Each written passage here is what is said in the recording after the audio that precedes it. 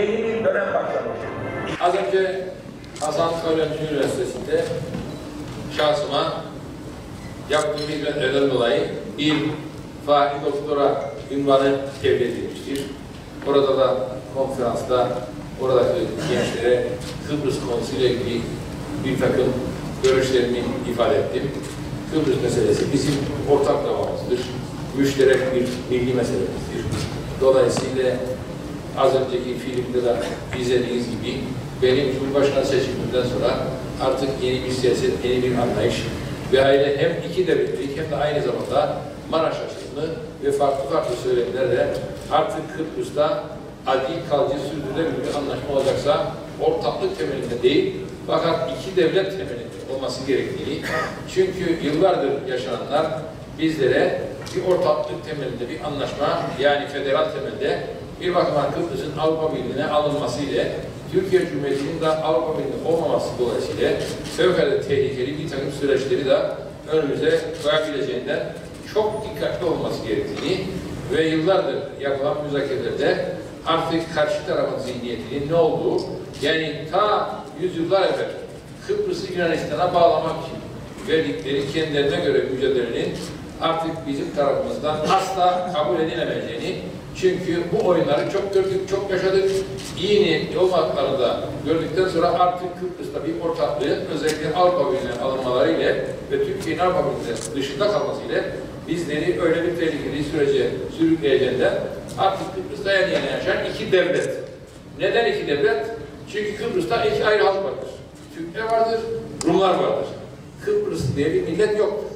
Ve Kıbrıs kuruluş anlaşmalarında da açıkça ifade edilmektedir.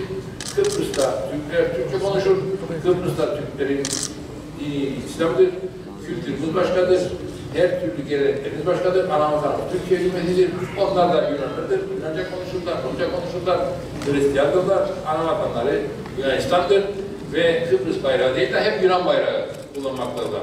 Dolayısıyla bu iki ayrı halkın şu kadar seneden sonra Kıbrıs'ın gerçekleri gün ışığında, yurdunda yaşananlar artık gün yüzüne çıktığında bu iki halkın birlikte yaşayabilmesi mümkün değildir. Dolayısıyla Gaziantep'te şu mesajı vermek istiyorum. Gaziantep, Şahin Beylerin verdiği mücadeleyle, işte az önce söyledim, 100. yıl kutlamaları etkinliklerinde bir kere Gaziantep'te olmaktan büyük mutluluklarındayım. Bir kez daha Gaziantep halkına, Gaziantep'in değerli iş insanlarına, siz değerli iş insanlarına bir kez daha Kuzey Kıbrıs Türk Cumhuriyeti'nden selam ve sevgi getirdik.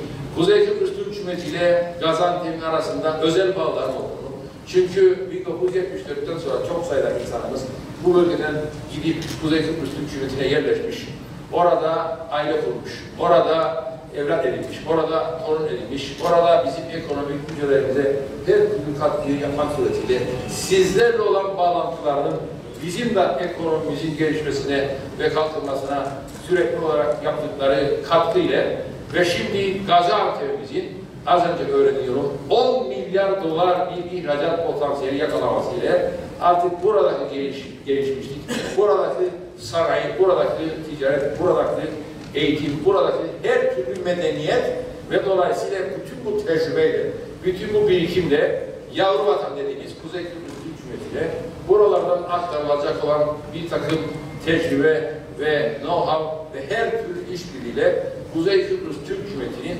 daha da gelişmesi, daha da kalkınması, oradaki devletin Kuzey Kıbrıs Türk Cumhuriyeti, yani mücahidin kanıyla sulanmış o şehitler diyarı Kuzey Kıbrıs Türk Cumhuriyeti'nin varlığını ilelebet, refah, müreffeh ve mutluluk içerisinde devam edilmesi için işte aramızdaki bu bağların, aramızdaki bu dayanışma duygularının, aramızdaki bütün bu ilişkilerin özellikle bu çağda, iletişim çağında ulaşımın çok daha kolay olduğu, iletişimin çok daha süratli hayat bulabileceği böyle bir çağda aramızdaki münasebetlerin gelişmesiyle birlikte güç doğar anlayışıyla Kuzey Kıbrıs Türk Cumhuriyeti'ni daha da güçlendirmek herhalde herkesin temennisi ve dileğidir.